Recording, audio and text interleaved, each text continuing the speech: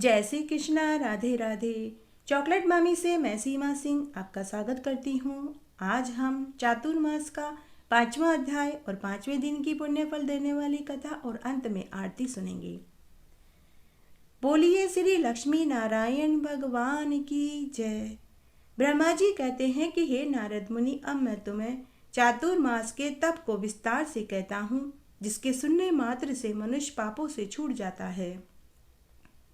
भगवान विष्णु का षोडशोपचार विधि से पूजन करना तो सदैव ही तप देता है, परंतु भगवान जगन्नाथ के शयन करने पर यह और भी तप देने वाला कार्य है। नित्य ही पंच महायज्ञ चातुर्मास में करना तप कहलाता है। चातुर्मास में ब्रह्मचार्य से रहना भी एक तप के बराबर है। चातुर्मास में सब प्राणियों के लिए सत्य वचन बोलना, किसी से बैरभाव नहीं रखना, किसी की बुराई न करना भी तप कहलाता है। गृहस्थियों के लिए पंचायतन पूजन करना अथवा पर्व काल में दान देना सदैव तप कहलाता है। इतनी बात सुनकर नारद मुनि जी पूछने लगे कि हे ब्राह्मण, यह पंचायतन पूजा किसे कहते हैं? आप विस्तार पूर्वक मुझे समझाइए। ब्रह्मा जी कहने लगे कि हे नारद, प्रातः समय तथा दोपहर के समय वेदी के बीच में सूर्य का पूजन करें। रात्रि को बीच में सफेद पुष्पों से चंद्रमा का पूजन करें। अग्निकोण में सब विघ्नों को नाश करने वाले श्री गणेश जी का पूजन करें। चातुर्मास में लाल चंदन, लाल फूल विशेष फल को देने वाला होता है। नैऋत्य दिशा में सदा शत्रुओं का नाश करने वाले भगवान का तुलसी से पूजन करें। सुगंधित चंदन, पुष्प, नैवेद्य आदि से विधि पूर्वक पूजन करने से बुद्धिमानों को पुत्र पौत्र में वृद्धि होती है। अपमृत्यु और दूसरों के दोष को नाश करने के लिए श्वेत पुष्पों से भगवान रुद्र का पूजन करें। पंचायतन पूजा गृहस्थियों के लिए विशेषकर चातुर्मास में शुभ फल देने वाली होती है। यह सब तप चातुर्मास में महान फल देने वाले होते हैं। पर्व आदि काल में दान देना उत्तम फल देने वाला होता है। अंदर की शौच, आत्मशुद्धि, बाहर की शौच, स्नान आदि क्रिया, इंद्रियों का निग्रह अथवा वश में रखना बड़ा भारी तप का लक्षण है। जिसने इंद्रियों को जीत लिया अर्थात वश में कर लिया, उनको कभी नरक का दुख नहीं देखना पड़ता। अतः मोक्ष चाहने वाले मनुष्य को चाहिए कि इंद्रियों को वश में रखकर काम, क्रोध, लोभ, मोह, माया, अहंकार से दूर रहें। काम मनुष्य का सबसे बड़ा शत्रु है। जिसने काम को जीत लिया मानो उसने संसार को जीत लिया हो। अतः काम को जीतना बड़ा भारी तप कहलाता है। इसीलिए किसी समय में भी मनुष्य को काम की इच्छा बढ़ाने के संकल्प मन में नहीं लाने चाहिए। इस तप का चातुर्मास में बहुत श्रेष्ठ फल होता है। लोभ और पाप का मूल है। इसके आश्रय होकर ही मनुष्य पाप के कर्म करता है। इसको अवश्य त्याग देना चाहिए। इसका त्याग भी तप ही कहलाता है। ज्ञानी जनों को चाहिए कि मोह को विवेक से त्याग देवे और शरीर में मद भी मनुष्य का शत्रु, विशेषकर चातुर्मास में मनुष्य कभी भी इसको पास में न आने दे। सत्य और क्षमा ये दोनों ही धर्म के अति आवश्यक अंग हैं। इन दोनों को सदा ग्रहण करके विशेषकर चातुर्मास में पुण्य का भागी बना देता है। जिस मनुष्य ने अहंकार को जीत लिया मानो उसने सबको जीत लिया हो। इस प्रकार अपने शरीर और आत्मा की भलाई के निमित्त मनुष्य को यह तप के कार्य सदैव करके विशेष करके चातुर्मास में अवश्य करने चाहिए। देवशयन में अपनी काया की शुद्धि प्रथम तप है। चातुर्मास में इन कर्मों को करने वाला भक्तजन मरने के बाद यमपुरी को नहीं जाता। चातुर्मास में जो मनुष्य एक समय भोजन करता है उसको 12 व्रतों का फल मिलता है।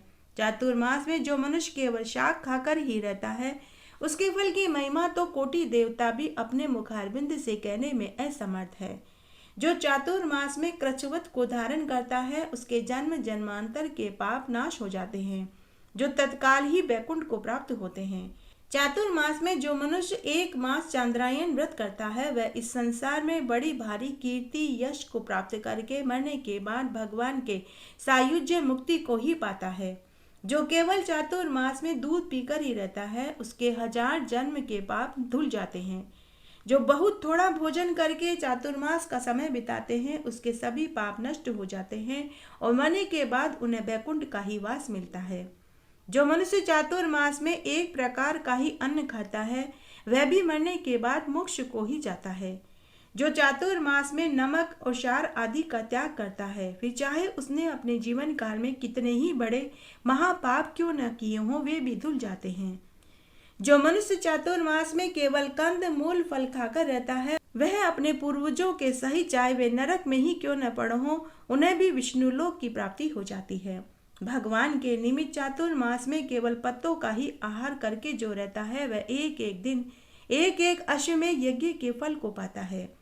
जो चाहे वर्षा हो, शीत हो, गर्मी हो, परंतु किसी भी प्रकार से चातुर्मास के व्रतों और नियमों को नहीं तोड़ता, भगवान की कृपा से उसकी आत्मा सब प्रकार के पापों से मुक्त होकर शुद्ध हो जाती है।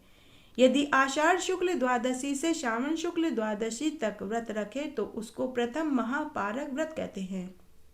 इसी तरह श्रावण शुक्ल द्वादशी से भादवा शुक्ल द्वादशी तक दूसरा महापारक व्रत कहलाता है, और भाद्रपद शुक्ल द्वादशी से आश्विन शुक्ल द्वादशी तक तीसरा महापारक, आश्विन शुक्ल द्वादशी से देवउठनी एकादशी तक चौथा महापारक व्रत कहलाता है। इनमें से कोई भी एक महापारक व्रत की भी भक्ति महिमा करता है तो वह सब प्रकार से निर्भय होकर भगवान विष्णु के बैकुंठ लोक को ही पाता है, इसमें कोई संदेह नहीं है।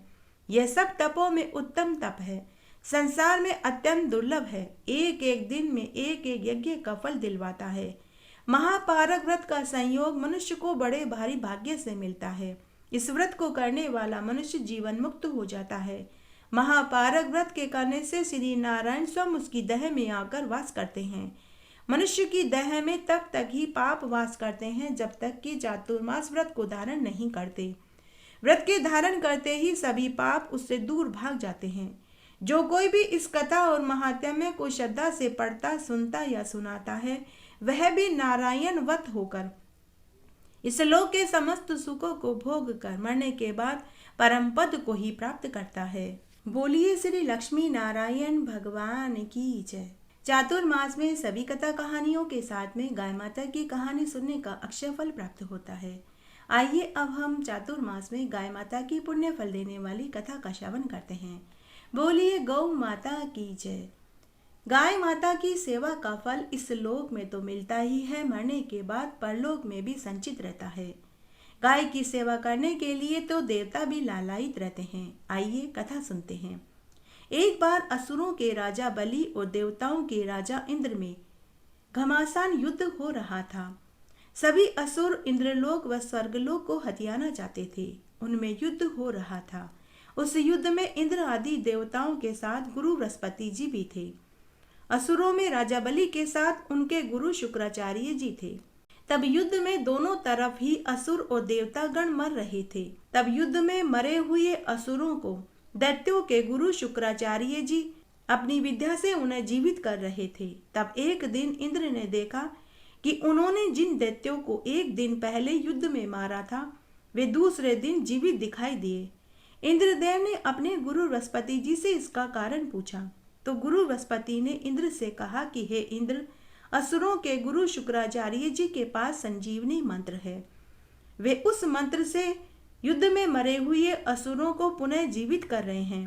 तब इंद्रदेव ने गुरु बृहस्पति जी से कहा कि हे गुरुदेव, इस प्रकार तो हम कभी भी असुरों को मार नहीं पाएंगे। तब इंद्र ने कहा कि हे गुरु बृहस्पति जी, आपको भी यह विद्या ग्रहण करनी चाहिए। तब बृहस्पति जी ने कहा कि इस विद्या को शुक्राचार्य जी ने कठोर तप करके महादेव जी से वरदान में प्राप्त किया था, लेकिन अभी हमारे पास न तो इतना समय है और न ही कोई और तरीका। तब गुरु बृहस्पति जी ने अपने पुत्र कच्छ को शुक्राचार्य जी के पास संजीवनी मंत्र सीखने के लिए भेजा, ताकि असुरों को न मार पाए तो अपने मरे हुए देवता गणों को तो जीवित कर सके। तब कच्छ शुक्राचार्य जी के पास गए और उनसे अनुनय विनय करने लगे कि हे गुरुवर, हे गुरुदेव, आप मुझे अपना शिष्य बना लीजिए। मैं आपके आश्रम में रहकर आपकी सेवा करना चाहता हूँ। तब शुक्राचार्य जी ने अपने योग बल से पता लगा लिया कि यह तो बृहस्पति का पुत्र कच्छ है, लेकिन कच्छ की भक्ति और सेवा से प्रसन्न होकर शुक्राचार्य जी ने उसे अपना शिष्य बना लिया। कच्छ शुक्राचार्य जी की सेवा पानी करने लगे तथा उनकी गायों को जंगल में चराने लगे। उन्हें चारा पानी खिलाते, दूध दूहते। कच्छ एक बहुत सुंदर आकर्षक देह वाला हष्ट पुष्ट युवक था। कच्छ को कई वाद्य यंत्र भी बजाने आते थे। शुक्राचार्य जी की भी एक बहुत सुंदर लड़की थी जिसका नाम देवयानी था। उसे नृत्य व गान बहुत पसंद था। कच्छ व देवयानी में मित्रता हो गई। कच्छ वाद्य यंत्र बजाता और गीत गाता तो देवयानी नृत्य करती थी। कच्छ की सुंदरता, सुडोल हष्टपुष्ट शरीर को देखकर देवयानी का उसके ऊपर दिल आ गया। देवयानी कच्छ से प्यार करने लगी। तब एक दिन असुरों को पता चल गया कि बृहस्पति का पुत्र शुक्राचार्य गुरु के पास संजीवनी मंत्र की शिक्षा लेने आया है। तो असुरों ने कच्छ को मारने का एक उपाय बनाया। जब कच्छ जंगल में गायें चराने के लिए गया तो असुरों ने कच्छ को मार डाला और उसके छोटे छोटे टुकड़े करके शेर को खिला दिया। शाम को गायें तो वापस आश्रम में लौट आई, लेकिन कच्छ नहीं आया। तो देवयानी ने अपने पिता से कहा कि पिताजी, कच्छ अभी भी वन से नहीं आया है। आप पता लगाइए कि वह अभी तक क्यों नहीं आया। तब शुक्राचार्य जी ने अपने तंत्र बल की विद्या से पता लगा लिया कि कच्छ तो मारा जा चुका है और शेर उसे खा चुका है। तब शुक्राचार्य जी ने अपनी पुत्री देवयानी से कहा कि बेटी, अब कुछ नहीं हो सकता। कच्छ तो मारा जा चुका है, अब मैं उसे जीवित नहीं कर सकता। तो देवयानी करुण रुदन करने लगी और बोली कि पिताजी, मैं कच्छ से प्रेम करती हूँ। अगर वह जीवित नहीं हुआ तो मैं अपने प्राण त्याग दूंगी। तब शुक्राचार्य जी ने अपनी संजीवनी मंत्र विद्या से कच्छ को जीवित कर दिया। उसके कुछ दिनों के बाद असुरों ने पुनः कच्छ को जीवित देखा तो उन्होंने फिर से कच्छ को मारकर समुद्र में फेंक दिया। उस दिन शाम को फिर से गाय तो आश्रम में लौट आई, लेकिन कच्छ नहीं आया। देवयानी ने पुनः अपने पिता से कहा कि पिताजी, पता लगाइए कि कच्छ अभी तक क्यों नहीं आया। शुक्राचार्य जी ने फिर अपने तंत्र बल से पता लगा लिया। उन्होंने अपनी बेटी से कहा कि बेटी, कच्छ तो मारा गया। असुरों ने उसे मारकर समुद्र में फेंक दिया है, अब वह जीवित नहीं हो सकता। देवयानी फिर से रोने लगी और बोली कि पिताजी, आपकी संजीवनी मंत्र की विद्या कब काम आएगी। आप मेरे कच्छ को वापस जीवित कर दीजिए, नहीं तो आप मुझे मार डालिए। शुक्राचार्य जी अपनी पुत्री के प्रेम से विवश थे। उन्होंने फिर से कच्छ को जीवित कर दिया। इस तरह फिर से कच्छ जीवित हो गया और गायों की सेवा टहल करने लगा। कुछ दिनों के बाद फिर से असुरों ने शुक्राचार्य जी के आश्रम में कच्छ को जीवित देखा तो उन्होंने फिर से कच्छ को वन में मार डाला और उसका चूर्ण बनाकर उसके चूर्ण को सुरा में मिलाकर शुक्राचार्य जी को धोखे से पिला दिया। शाम को पुनः फिर से गायें तो लौट आई, लेकिन कच्छ नहीं आया। फिर से देवयानी ने अपने पिता से कहा कि पिताश्री, आज वापस वन में से गायें तो लौट आई, लेकिन कच्छ नहीं आया। शुक्राचार्य जी ने फिर से पता लगाया तो उन्होंने अपने पुत्री से कहा कि पुत्री, कच्छ तो मारा जा चुका है। असुरों ने उसे मार डाला, लेकिन इस बार मैं उसे जीवित नहीं कर सकता।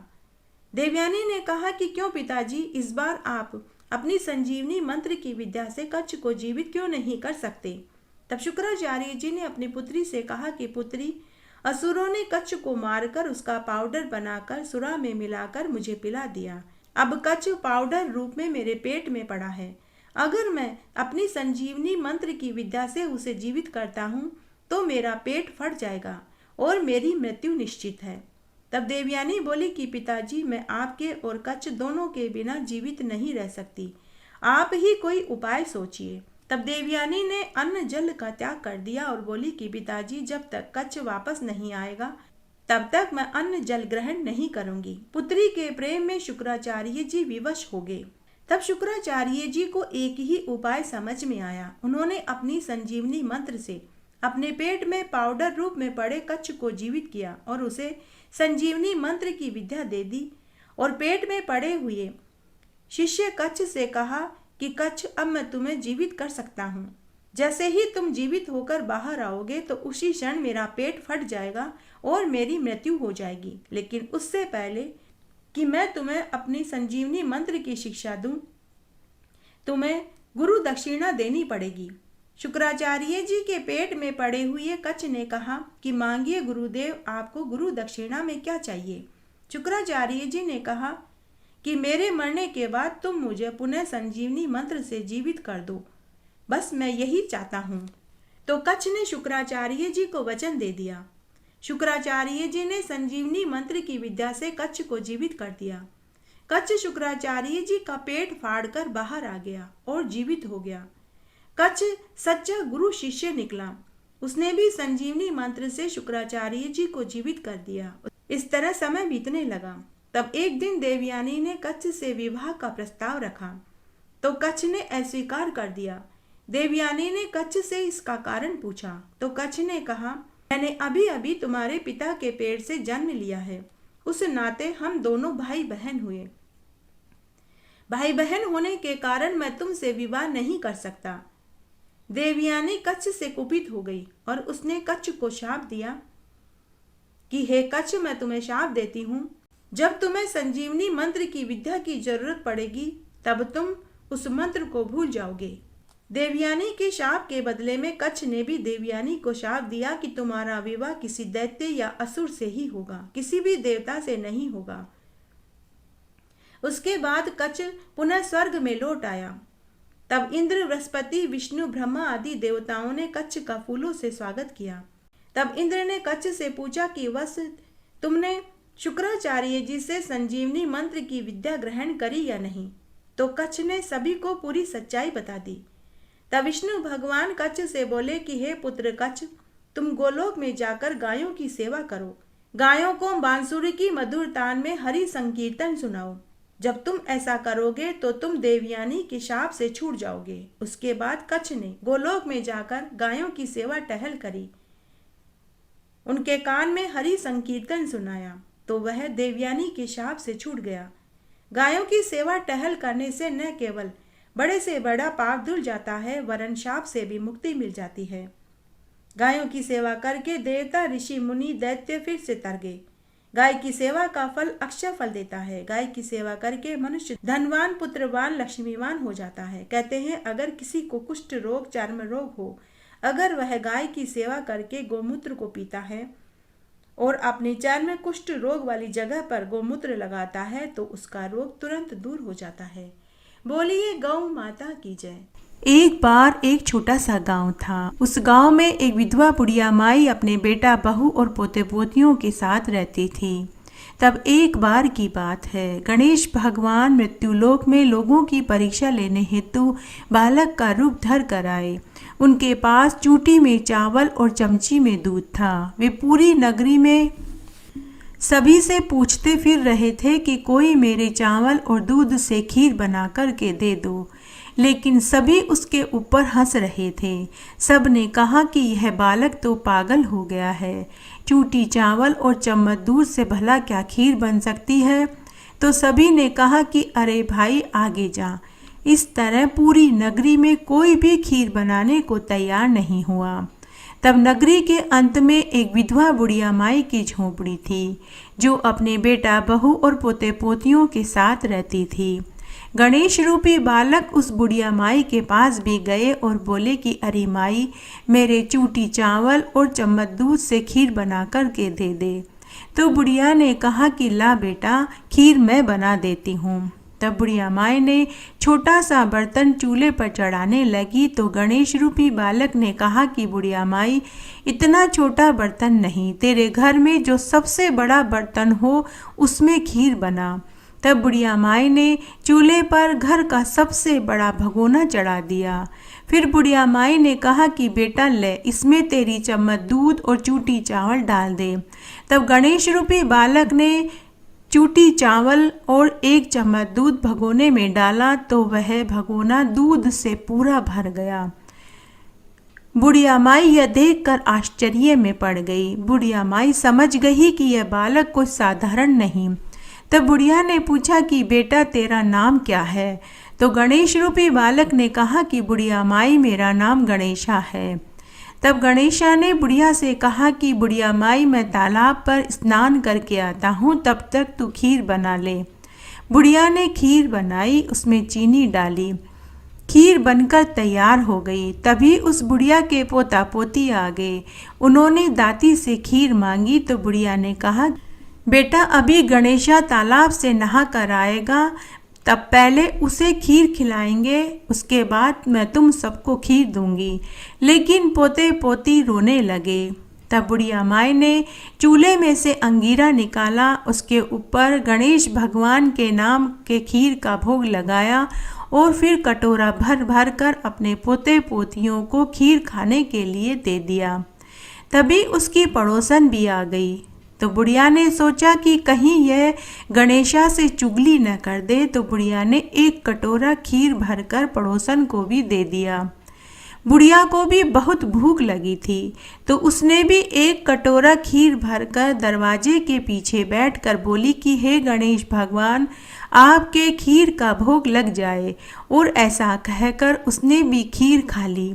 जब बुढ़िया माई चुपके चुपके दरवाजे के पीछे बैठकर खीर खा रही थी, तो पीछे से उसकी बहू आई और उसने भी एक कटोरा खीर का भरा और पूरी खीर खाने के बाद जूठे बर्तन को चक्की के नीचे सरकाकर चली गई।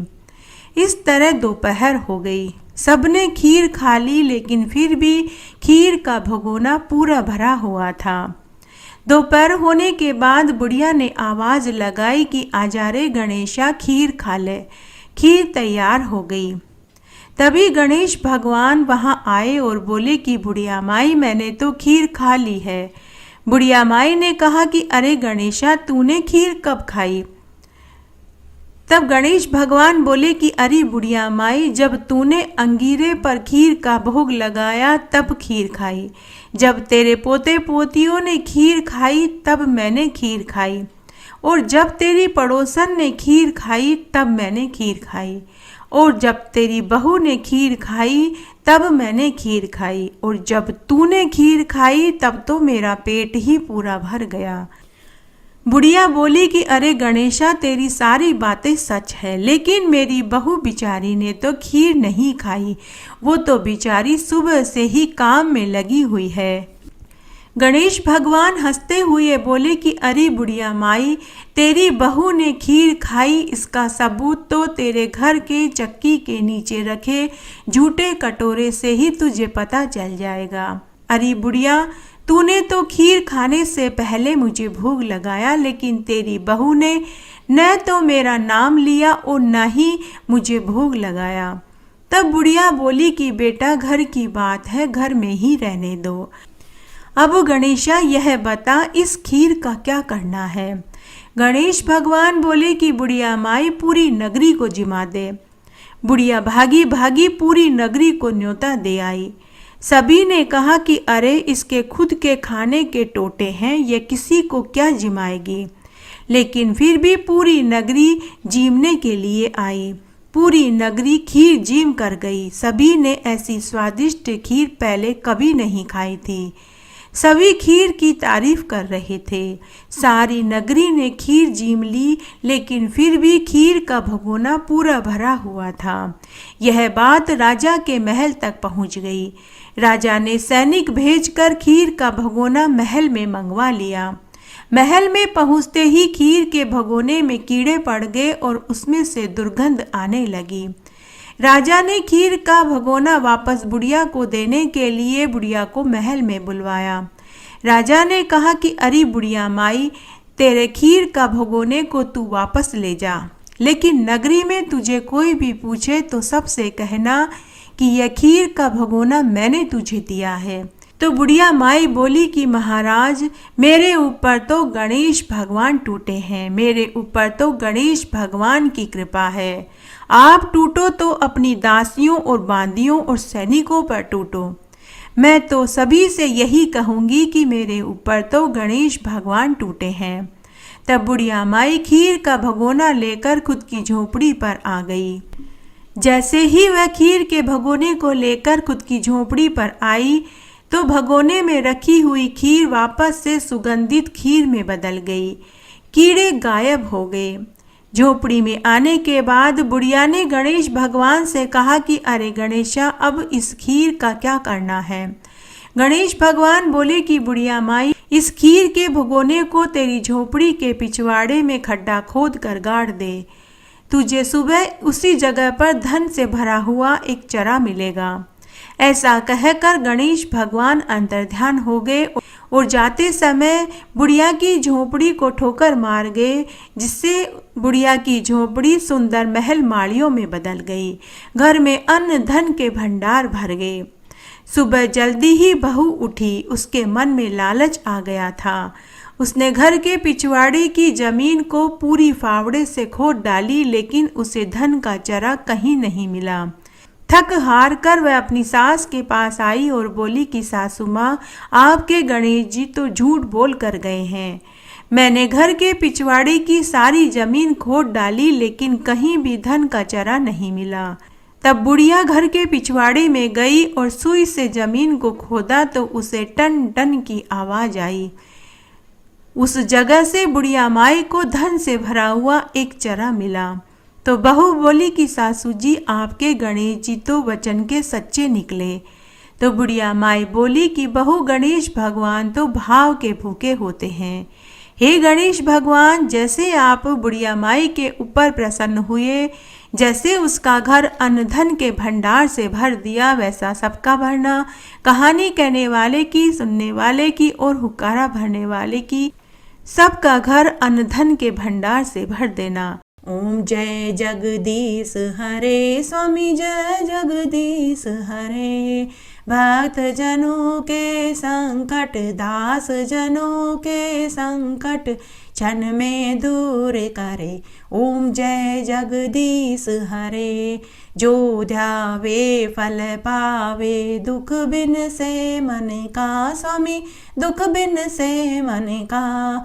सुख संपत्ति घर आवे, कष्ट मिटे तन का। ओम जय जगदीश हरे। मात पिता तुम मेरे, शरण गऊँ किसकी। स्वामी शरण गऊँ किसकी।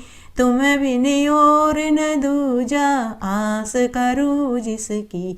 ओम जय जगदीश हरे। तुम पूर्ण परमात्मा, तुम अंतर्यामी। स्वामी तुम अंतर्यामी। पार ब्रह्म परमेश्वर, तुम सबके स्वामी। ओम जय जगदीश हरे। तुम करुणा के सागर, तुम पालन करता। स्वामी तुम पालन करता। मैं मूरख खल कामी, कृपा करो भरता। ओम जय जगदीश हरे। तुम हो एक अगोचर, सबके प्राणपति। स्वामी सबके प्राणपति। किस विध मिलूं दया मैं, तुम्हें को मैं कुमति। ओम जय जगदीश हरे। दीन बंधु दुख हरता, तुम ठाकुर मेरे। स्वामी तुम रक्षक मेरे। अपने हाथ उठाओ, द्वार पड़ा तेरे। ओम जय जगदीश हरे। विषय विकार मिटाओ, पाप हरो देवा। स्वामी पाप हरो देवा। श्रद्धा भक्ति बढ़ाओ, संतन की सेवा। ओम जय जगदीश हरे। तन मन धन सब कुछ है तेरा। स्वामी सब कुछ है तेरा। तेरा तुझको अर्पण, क्या लागे मेरा। ओम जय जगदीश हरे। ओम जय जगदीश हरे। स्वामी जय जगदीश हरे। भक्त जनों के संकट, दास जनों के संकट, क्षण में दूर करे। ओम जय जगदीश हरे। इस तरह आज हमने चातुर्मास का 5वां अध्याय, 5वें दिन की पुण्यफल देने वाली कथा और आरती सुनी। आशा करती हूँ यह आपको जरूर पसंद आएगा। मेरे साथ बने रहने के लिए आपका धन्यवाद। आगे आने वाली कथा कहानी के लिए भी आप इसी तरह मेरे साथ बने रहें। धन्यवाद।